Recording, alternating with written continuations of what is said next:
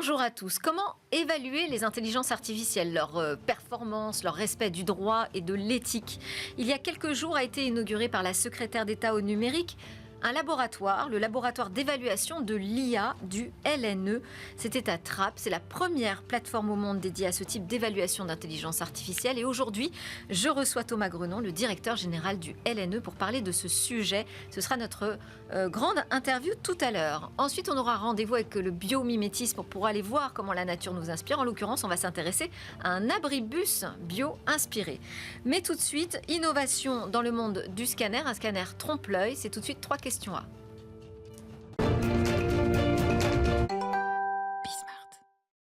Imaginez pouvoir reproduire à travers un scan une peinture, le détail de sa texture, ou encore reproduire la matière du bois avec ses fissures. C'est un scanner trompe-l'œil dont on va parler aujourd'hui avec Johan David qui est connecté avec nous, dirigeant de Photex. Bonjour Johan. Bonjour. Alors Photex, entreprise française créée en 1986, mais que vous avez racheté récemment avec une artiste coloriste. Et puis ensemble, vous avez décidé de réinventer en fait tout ce métier autour de la photogravure, de l'impression, pour le faire basculer dans cette ère du numérique. Vous avez pensé à créer un service de scan, Vous dites trompe-l'œil. Alors vous allez nous expliquer de quoi vous parlez exactement? Ben voilà, en fait, on a pas mal de clients artistes qui cherchent à développer des produits dérivés. Et le premier étant la reprographie. Et on s'est dit qu'il fallait se trouver un outil capable de reproduire à volonté et dans les moindres détails les œuvres originales. Et donc, on s'est équipé d'un scanner grand format capable de scanner des œuvres artistiques. Retranscrivant en fait à la fois le relief sans passer par la 3D en l'impression 3D. Donc on s'est équipé d'un scanner grand format capable de rendre la matière en trompe-l'œil. D'accord, donc ça reste sur papier couché en fait. Vous dites c'est pas de la 3D, c'est pas de l'impression 3D, ça reste sur papier couché. Mais c'est quoi? C'est le détail du scan qui permet de reproduire les textures aussi complexes que des textures de peinture ou de fibres textiles? Tout à fait. Alors en fait, c'est un jeu de lumière qui va orienter les ombres du relief, qui va retranscrire les ombres du relief pour créer un effet de trompe-l'œil. C'est-à-dire que quand on va scanner une peinture au couteau, par exemple, la lumière elle va venir de gauche et de droite, et elle va créer des ombres, et elle va tromper le cerveau, en fait, et lui, il va en voir un relief. Et aujourd'hui, vous me dites que c'est une machine unique au monde, mais vous ne l'avez pas fabriquée vous-même. C'est unique d'une certaine façon parce qu'il y en a très peu et la plupart sont plutôt non disponibles au grand public puisqu'elles se trouvent dans les musées ils n'offrent pas ce service aux particuliers, aux artistes, aux industriels pour numériser en trompe-l'œil. Donc ça veut dire que vous considérez qu'il y a un usage aujourd'hui beaucoup plus large que celui vraiment des professionnels. Quel genre d'usage? Qui a besoin, vous parlez des artistes, mais quel artiste va avoir besoin spécifiquement de s'offrir un scan avec cette qualité de définition? Vous parlez d'industriels, quels industriels? Quels sont les cadres d'utilisation? En fait, il y en a beaucoup. Il y a à la fois le particulier qui a des œuvres à la maison et qui veut les garder, les transmettre dans la famille, par exemple, et qui ne peut pas partager cette œuvre autrement que par de la repro. On a des artistes qui veulent garder en archive leur production, puisqu'elles vont partir chez leurs acquéreurs. On peut avoir des industriels qui ont besoin de retranscrire d'une façon standardisée leurs produits. C'est des produits à plat, notamment on parlait du bois ou de la pierre ou de la céramique. Des fabricants de carrelage, par exemple, qui ont besoin de garder la matière pour pouvoir présenter sur leur site d'e-commerce des produits avec la même lumière d'une session de numérisation à l'autre. C'est-à-dire qu'il va faire sa première saison, il va la faire, il va numériser chez nous. L'année d'après, il peut revenir, mettre ses nouveautés, on aura exactement la même lumière. Donc en fait, ça leur permet d'avoir une standardisation de présentation à leurs clients. Et ça, c'est assez important parce que en fait, le gros défaut de la vente en ligne, souvent, c'est d'avoir des éclairages qui diffèrent d'une saison à l'autre.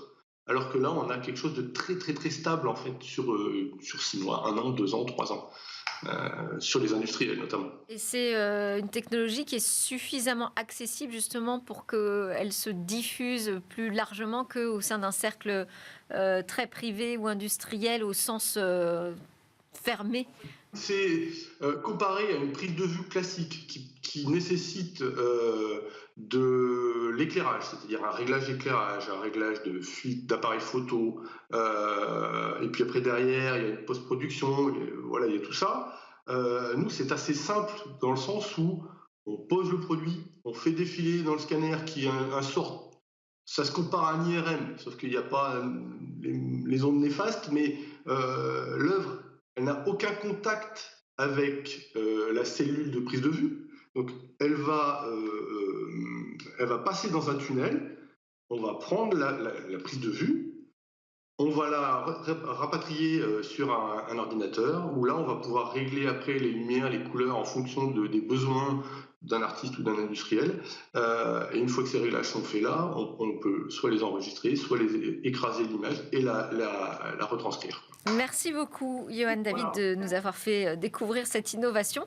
Et ça se passe en France, chez Photex. Donc, merci. Merci à vous.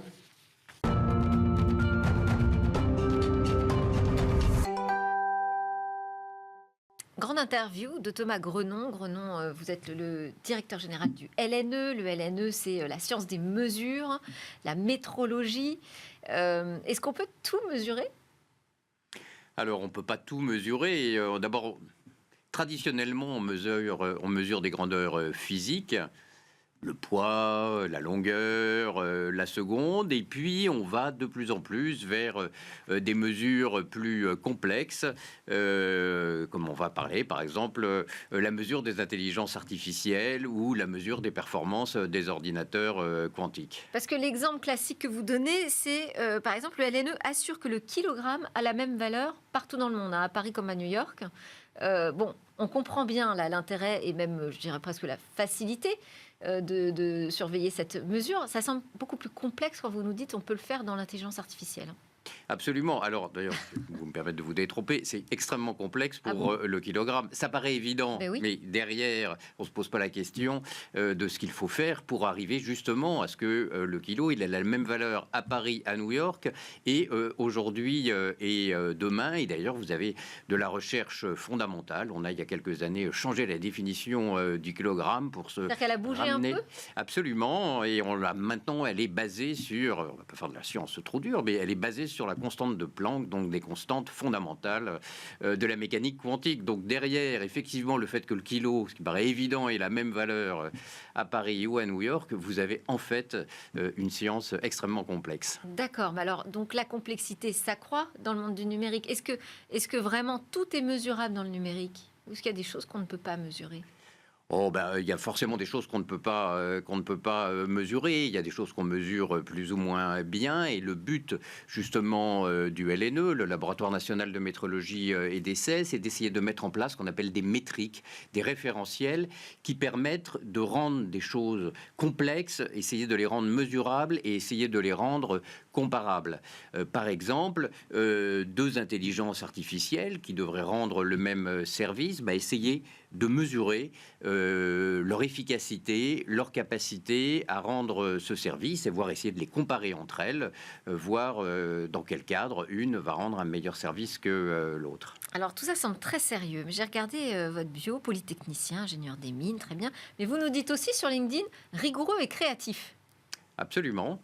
Alors, on essaye. Il faut lier, je pense qu'on peut tout à fait lier rigueur et créativité. En mesurant, en normant, on peut rester créatif. Absolument. Et par exemple, le fait pour le LNE, il y a maintenant 15 ans, d'aller vers justement la mesure, l'évaluation des intelligences artificielles, je pense, et faire preuve de créativité. On s'est rendu compte finalement quand même assez tôt que cette nouvelle technologie avait des potentialités énormes, qu'elle allait sans doute pouvoir bouleverser non seulement l'économie, mais aussi la société. Et justement, on a fait évoluer de mesures traditionnelles physiques vers justement ces mesures du numérique et qui maintenant deviennent une nouvelle branche de la métrologie, une nouvelle branche des sciences de la mesure. Donc vous pouvez effectivement allier rigueur, puisqu'on essaye de faire les choses avec rigueur, et c'est bien évidemment au cœur de la démarche scientifique, mais aussi créativité en allant explorer de nouvelles frontières. Et alors, carrière très diversifiée, dans le public beaucoup, mais aussi vous êtes passé par le privé, plutôt sur des fonctions éco-finance et stratégie, si je ne me trompe pas. Ce qui est intéressant, c'est que vous avez passé 12 ans aussi à la tête des grands musées nationaux. Cité des sciences et de l'industrie à la Villette, la Réunion des musées nationaux, le Muséum d'histoire naturelle. Vous dites que vous êtes très attaché à la diffusion des connaissances. Moi, ça a résonné en moi avec cet idéal d'Internet, de diffuser la connaissance à travers le monde. Est-ce qu'il vous semble qu'aujourd'hui, ça existe encore, ça, cet idéal ou... Oh, je pense, oui. Enfin, je pense que Internet... Il est mis en difficulté quand même. Il est mis en difficulté, il est critiqué, par... mais c'est quand même un formidable outil de diffusion, y compris de diffusion de la culture scientifique et technique. Et je pense que le but, justement, des politiques, le but de l'évaluation, si on parle de nouveau d'intelligence artificielle, c'est de faire en sorte qu'on maximise les bons côtés et qu'on en minimise les aspects négatifs. Et effectivement, l'information, elle peut être déformée, elle peut être manipulée, mais en même temps, il n'en reste pas moins que Internet et chacun d'entre nous, depuis son smartphone, on a accès maintenant à toutes les informations quasiment en temps direct. Plus d'intermédiaires qu'avant pour nous donner accès finalement à cette information. Oui, mais en même temps, on l'a de façon extrêmement facilitée par rapport à il y a une vingtaine ou une trentaine d'années. Cet idéal n'a pas disparu. Bon, alors on va en venir effectivement parler d'intelligence artificielle parce que c'est votre actualité quand même. Donc il y a eu l'inauguration très récemment du laboratoire d'évaluation de l'intelligence artificielle du LNE. La secrétaire d'État au numérique s'est déplacée pour l'occasion. Première plateforme multi-approche, vous nous dites, au monde. Absolument. Donc, comme je le disais, on a vraiment une antériorité dans le travail sur l'évaluation de l'intelligence artificielle. En 2018, le président de la République insiste sur la nécessité de l'évaluation de l'intelligence artificielle, d'une IA de confiance. Et à ce moment-là, on commence à réfléchir à la création d'un laboratoire d'évaluation de l'intelligence artificielle. Il y a une crise sanitaire entre-temps. Et on arrive donc maintenant, 2023-2024, mais avec quoi alors? Parce que quand vous dites multicritères, qu'est-ce que vous évaluez? Quels sont les critères? Comme son nom l'indique, c'est-à-dire qu'on va évaluer plusieurs critères. Lesquels? Alors, on a d'abord 3 plateformes. La première plateforme, on l'appelle le Léa Simulation. C'est une plateforme où on va faire de la simulation numérique. Donc, on va tester le logiciel en lui injectant des données, en voyant les données de sortie, et donc on essaye de voir s'il a des biais, pas de biais, comment il prend son type de décision, avec quelle efficacité.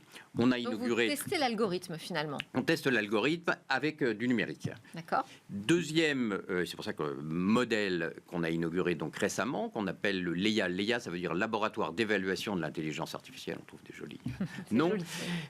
Immersion. Donc ce LEIA Immersion, lui, c'est une solution hybride qui va plonger une intelligence artificielle, généralement embarquée, donc soit un robot, soit un composant, dans un écran à 360 degrés et auquel il va interagir avec son environnement, donc environnement qu'on contrôle. On va lui faire des scénarios et on peut à ce moment-là tester ses prises de réaction. Est-ce qu'il est capable de s'arrêter? Avec quel type de rapidité? Quel type de décision il prend en fonction des scénarios? Et puis vous le défiez en fait. On le teste, on le fait des essais, et puis on peut perturber son environnement. S'il a plusieurs capteurs, lui couper certains capteurs, essayer de l'éblouir, le son, avoir des sons saturés. Enfin, donc on le teste dans des environnements de plus en plus complexes. Et puis, troisième laboratoire qui est en cours de création, c'est le laboratoire Action, où là, on mettra l'intelligence artificielle dans un cadre totalement réel et non simulé. Chacune de ces solutions... Avec des choix de cas d'usage spécifiques ? Absolument, absolument. Chacune de ces solutions a des avantages et des inconvénients. Je dirais, on va à la fois de pouvoir tester le plus grand nombre de scénarios, ça c'est les simulations, où on peut faire des millions et des millions de scénarios, à justement, comme vous dites, quand on fait Action, on est dans un cas forcément spécifique. Alors on pourra contrôler les conditions climatiques, faire du brouillard, faire des choses, mais en même temps, on va forcément être sur un nombre de scénarios beaucoup plus limité, mais plus proche du réel. Et donc, cette multi-approche, c'est d'aller effectivement vers le plus grand nombre de scénarios à quelque chose qui s'approche le plus de la réalité. Et ça, vous allez le faire pour qui ? Dans quel cadre ? À la demande de qui ? Alors, on le fait à la fois dans des fins de recherche, pour développer de nouveaux systèmes d'intelligence artificielle, et puis on le fait aussi avec des industriels, et on est en particulier partie prenante de trois, ce qu'on appelle des TEF, des Testing and Experimentation Facilities, qui sont des programmes lancés par la Commission européenne pour faciliter l'accès aux industriels, et en particulier aux PME, à des infrastructures d'essai qui leur permettent de tester leurs solutions, d'en voir les points forts, d'en voir les points faibles, de les améliorer. Installation, bien évidemment, pour une PME qu'elle ne pourrait pas avoir elle-même, et dont, grâce justement à ce programme européen, grâce à France 2030, qui nous a permis aussi de financer ces investissements, on peut soutenir l'innovation en intelligence artificielle dans notre pays, qui est, je pense, essentielle à notre souveraineté. Quand on voit l'émergence de ces technologies, de leur usage, et le fait de pouvoir justement les évaluer, et donc de participer à leur développement est essentiel pour notre pays. Ça veut dire qu'il faut qu'on vous le donne, cet algorithme, cette intelligence artificielle. Alors, Est-ce que vous aurez un rôle justement de contrôleur ? Parce que aujourd'hui, les réglementations européennes demandent appellent à une transparence des algorithmes au sein des plateformes. Les plateformes ne sont pas souvent françaises quand même. Est-ce que vous pourrez tenir ce rôle d'auditeur des algorithmes pour la Commission européenne, par exemple ? Alors, on n'a pas de rôle, comment dirais-je, officiel de contrôle. On a, à l'heure actuelle, par contre, on peut aider les industriels ou les autorités publiques à vérifier la conformité de solutions, en particulier à l'IA Act et aux différents règlements, qu'ils soient d'ailleurs nationaux ou européens. Et ces outils permettent justement, alors ils permettent plusieurs choses. Ils permettent d'abord, on en parlait, d'évaluer l'efficacité, essayer de mesurer est-ce que l'intelligence artificielle répond aux services rendus.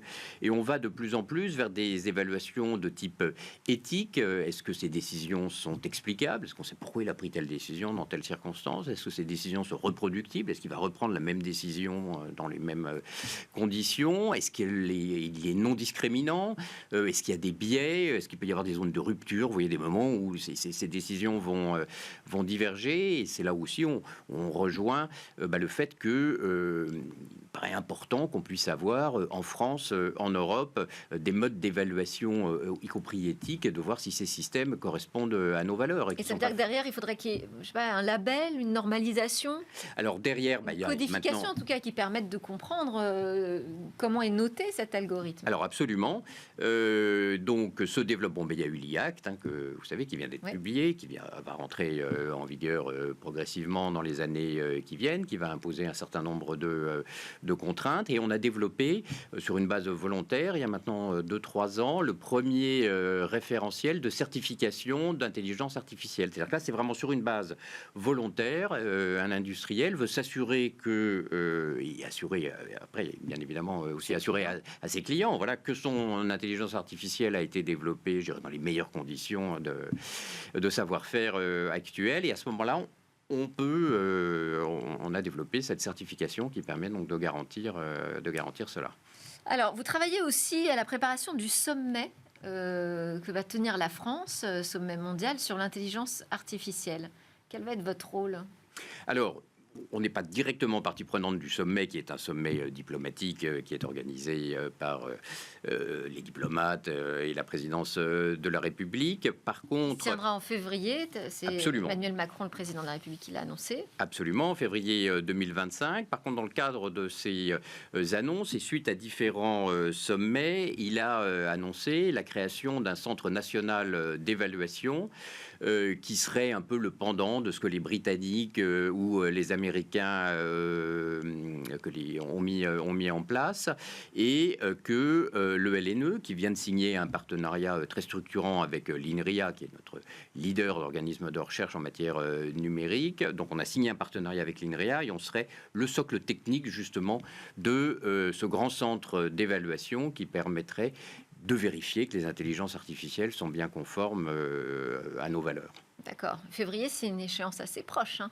Février 2025, c'est absolument une échéance assez proche qui se prépare activement. Bon. Qu'est-ce qui vous semble crucial aujourd'hui en matière d'intelligence artificielle pour la France, pour l'Europe ?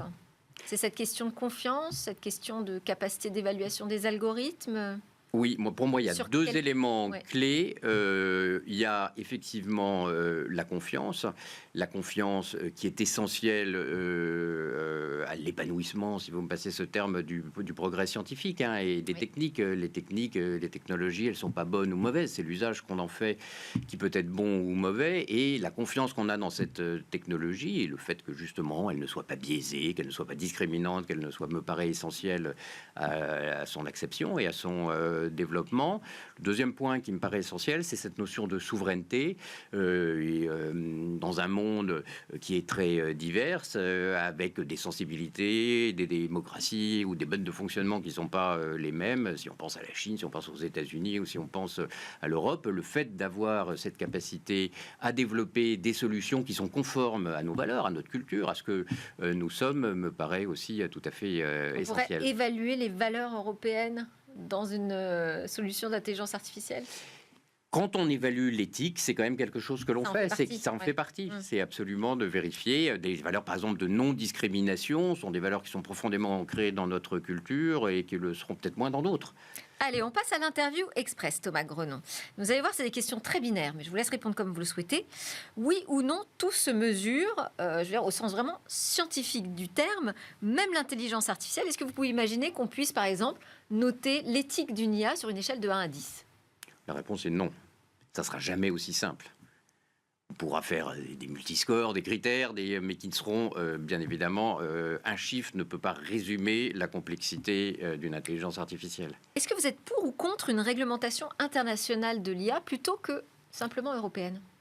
Oui, je pense qu'il faut une réglementation au niveau international, de façon à ce que, justement, des solutions qui pourraient être considérées comme dangereuses ou divergentes, hein, l'intelligence artificielle est porteuse d'inquiétude, comme elle est porteuse d'espoir, puissent être régulées au niveau international. Ça me paraît essentiel, c'est d'ailleurs ce que fait le G7, et je pense qu'il faut, bien évidemment, aller dans ce sens. Vrai ou faux, l'IA peut ou saura tout faire ? Non, faux. Je pense que tout faire, d'abord, qu'est-ce que ça veut dire ? Est-ce que vous savez tout faire ? Est-ce que je sais tout faire ? Non, donc il faut rester modeste. Et je pense qu'en plus, l'IA est un outil, est une technologie, elle nous aide à faire. Mais j'aime ou j'aime pas l'idée de créer un Airbus de l'IA. Oui, j'aime bien. Donc ça veut dire, je pense que derrière, il y a la notion d'européenne, de communauté de valeurs et de souveraineté qu'on évoquait, et de faire ensemble un certain nombre de choses sur des bases qui sont des bases de notre culture et des valeurs que nous partageons. J'y crois ou j'y crois pas qu'un jour vous serez remplacé par une IA qui mesurera tout elle-même et ses consoeurs, pardon. Oh, j'y crois pas. Non ? Non. En tout cas, je suis sûr que je la verrai pas. Bon, c'est mieux ou moins bien l'IA pour la transmission des savoirs qui vous tient à cœur ? Je pense que c'est mieux. Parce que ça va aider, vous savez, c'est un formidable agrégateur de données. C'est quoi ? Souvent, c'est en particulier les intelligences artificielles dites génératives sur lesquelles on va travailler, sur lesquelles le président de la République aussi a lancé un grand challenge. C'est des formidables agrégateurs de données. Comme on le disait tout à l'heure, grâce à Internet maintenant, au moteur de recherche, on a tout. Le plus de l'intelligence artificielle, c'est que non seulement on a tout, mais il va vous l'agréger en fonction de la question que vous posez, et d'où d'ailleurs la nécessité justement d'évaluer la pertinence des réponses qui vous est apportées. Mais c'est bien sûr pour la diffusion, y compris scientifique, un formidable outil. Merci Thomas Grenon. Merci. Je rappelle que vous êtes le directeur général du LNE. Merci encore. Merci.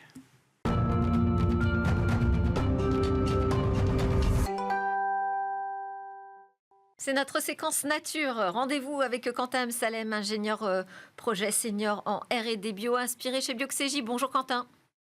Bonjour. Alors aujourd'hui, on s'intéresse au mobilier urbain et d'une manière originale, je dois dire, non seulement bio-inspiré, mais aussi on voudrait pouvoir s'en servir pour améliorer notre confort partant de fortes chaleurs. Alors, ce n'est pas encore le cas, mais ça pourrait arriver d'ici cet été. Racontez-nous la genèse du projet.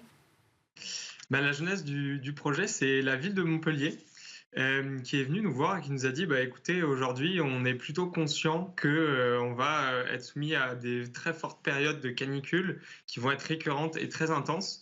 Or, on est une ville assez minérale et aujourd'hui, on aimerait proposer, via nos infrastructures, des mobiliers urbains qui vont améliorer le confort thermique des usagers et notamment des usagers qui attendent le bus.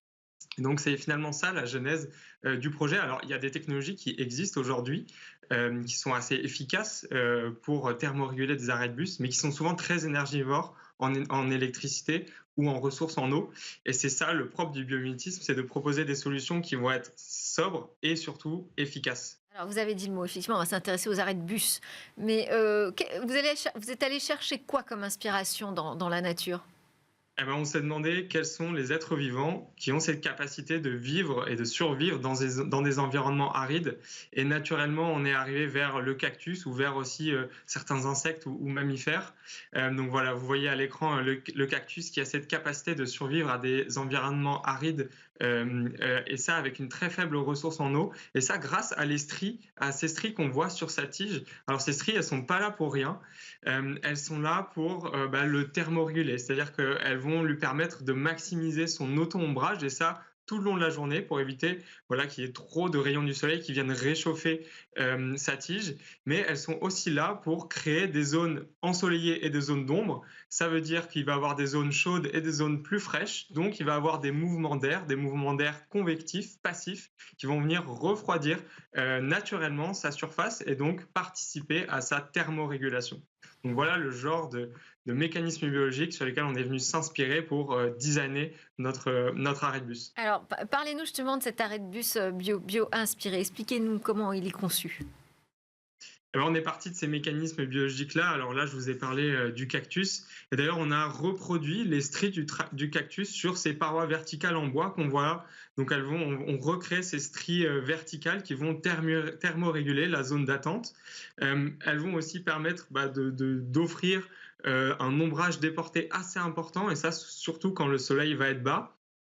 On va aussi proposer une assise, un assis debout qui a cette particularité d'être en terre cuite. C'est un matériau poreux qui va absorber l'humidité de la nuit pour la relâcher le jour. Et surtout, on est venu y mettre ce qu'on appelle un changement de phase au cœur de cette brique. Ce matériau va jouer un peu comme une batterie thermique. C'est-à-dire qu'il va emmagasiner la chaleur de la journée pour la restituer le jour. Et comme ça, on va éviter qu'elle s'accumule à la surface de l'assise. Et donc, on va offrir une assise qui va être fraîche le plus longtemps possible. Voilà, c'est ce genre de petits mécanismes biologiques qu'on est venu transposer sur un arrêt de bus pour offrir un arrêt de bus avec des fonctionnalités de thermorégulation. C'est l'image que vous avez vue, c'est un prototype qui est aujourd'hui sur la voie publique à Montpellier. C'est l'arrêt Léon Blum. Si vous voulez aller jeter un œil et le tester, n'hésitez pas. Donc il a plusieurs bio-inspirations finalement, pas uniquement le cactus. Pas uniquement le cactus, là je vous en ai présenté une, mais effectivement il y en a plusieurs. Les matériaux en changement de phase sont une autre inspiration. L'ombrière qu'on voyait, l'ombrière verticale, elle aussi, elle est inspirée notamment de végétaux qui vont récupérer de l'eau. Parce que oui, cet arrêt va récupérer l'eau de pluie pour pouvoir l'utiliser derrière pour de la végétation. Merci beaucoup Quentin Amsalem, merci pour vos explications bio-inspirées aussi et merci à tous de nous suivre sur Bismart et aussi en podcast et sur les réseaux sociaux. À très vite dans Smart Tech.